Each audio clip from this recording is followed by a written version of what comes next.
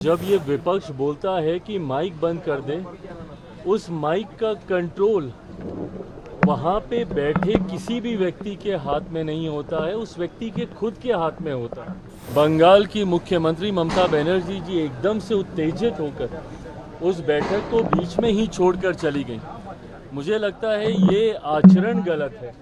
उस बैठक में मैं भी मौजूद था और ये सरासर गलत इल्ज़ाम है कि किसी का माइक वहाँ पे बंद कर दिया गया।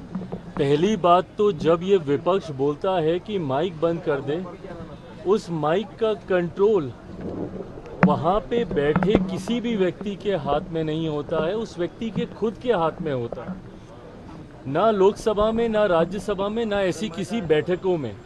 ऐसी बैठक में माइक सामने लगा होता है, ऑन ऑफ का स्विच सामने ही होता है। तो ये बात बोलना सरासर झूठ है जब कोई ये बोलता है कि मेरा माइक बंद कर दिया गया।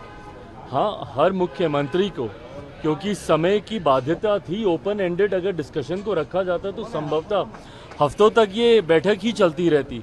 ऐसे में हर मुख्यमंत्री से ये विनम्रता पूर्वक आग्रह किया गया था कि अपनी बातों को संक्षेप में एक तय समय सीमा के भीतर रखा जाए। जब वो समय सीमा पूरी हुई, सिर्फ एक रिमाइंडर के तौर पर उनको ज़रूर, जैसे तमाम मुख्यमंत्री को दोबारा से नोटिफाई किया गया कि भाई आपका समय समाप्त हो रहा है, इस तरीके से। बट उसके बाद जिस तरीके से बंगाल की मुख्यमंत्री ममता बनर्जी जी एकदम से उत्तेजित होकर उस बैठक को बीच में ही छोड़कर चली गई, मुझे लगता है ये आचरण गलत है।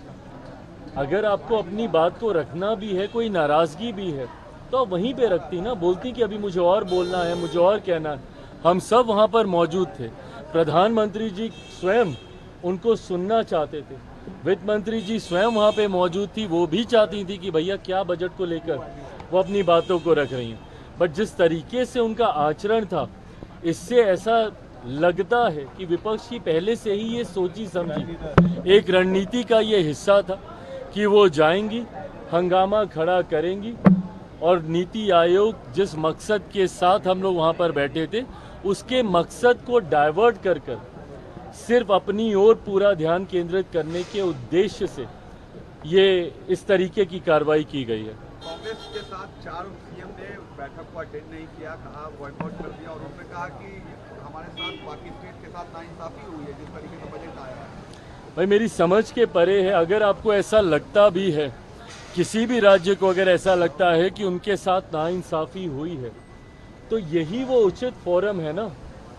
नीति आयोग की बैठक ही वो मंच है जहां पर जाकर आप प्रधानमंत्री जी के समक्ष अपनी शिकायतों को आप रख सकते थे।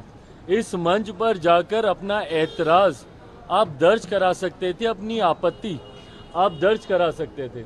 और जो लोग ये बोलते हैं कि हम लोग के साथ भेदभाव हुआ, पहली बार देश में एक ऐसा बजट एक लंबे समय के बाद देखने को मिला जिसने पिछले 10 सालों में देश की मजबूत होती अर्थव्यवस्था का लाभ जनता को पहुंचाने का काम किया। इसमें जहां प्रमुखता से देश के गरीबों का जिक्र किया गया, अन्नदाता का जिक्र किया गया, नारी शक्ति का जिक्र किया गया, युवा शक्ति का इसमें जिक्र किया गया। ये ऐसे सेक्टर्स हैं जिसमें प्रमुखता से उनको लाभ पहुंचाने के लिए योजनाओं की और राशि की घोषणा की गई। जो राज्य कहते हैं कि उनके साथ अनदेखी हुई, क्या उनके राज्य में गरीब नहीं है? क्या उनके राज्य में महिलाएं नहीं हैं? क्या उनके राज्य में किसान नहीं हैं? क्या उनके राज्य में गरीब वर्ग से आने वाले युवा हो, महिलाएं हो, किसान हो, क्या ये लोग नहीं हैं? तो सिर्फ राजनीतिक हंगामा करने के लिए, और मैं दावे के साथ कहता हूँ कि भाई ये लोग पिछले बजट भी निकाल कर दिखाएं कि किस किस राज्य को कितना कितना आवंटन किया गया है जब सरकार कांग्रेस के नेतृत्व में चल रही थी। यूपीए की सरकार हो या उसके पहले की सरकार हो, कितने राज्यों का जिक्र किया गया। और मुझे ताज्जुब तो सबसे ज़्यादा राजद और कांग्रेस पर होता है। क्या राजद को खुशी नहीं होनी चाहिए कि भैया बिहार को एक बड़ी राशि आवंटित की गई है, इंफ्रास्ट्रक्चर डेवलपमेंट को लेकर हो, यहाँ पर सड़क को लेकर हो, पुल के निर्माण को लेकर हो। बिहार की सबसे बड़ी समस्या बाढ़, जिसका जिक्र हमेशा मैंने बिहार फर्स्ट, बिहारी फर्स्ट के माध्यम से मैंने किया।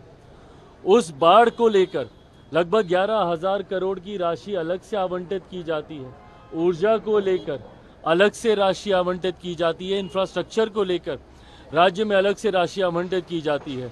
तो भैया अगर बिहार जैसा राज्य, जिसके लिए लंबे समय से हम लोग भी मांग करते थे भैया कि बिहार को विशेष राज्य का दर्जा मिलना चाहिए, बट स्पेशल कैटेगरी स्टेटस जब तक नहीं मिलता है, ये मांग भी हम लोग की थी कि बिहार को एक स्पेशल पैकेज मिलना चाहिए। आज मैं धन्यवाद करूंगा माननीय वित्त मंत्री जी का, और विशेष तौर पर मैं धन्यवाद करूंगा मेरे प्रधानमंत्री आदरणीय नरेंद्र मोदी जी का। मैं अपनी तरफ से, अपनी पार्टी लोक जनशक्ति पार्टी रामविलास की तरफ से प्रधानमंत्री जी और वित्त मंत्री जी का धन्यवाद करूंगा कि एक लंबे समय से जो बिहार और बिहारियों की मांग थी, उस मांग को सुना गया है, उस मांग को पूरा किया गया है। अगर इस पर भी अगर राजद और कांग्रेस को अगर ऐतराज है, तो ये वही लोग हैं जो कतई बिहार का विकास नहीं चाहते हैं।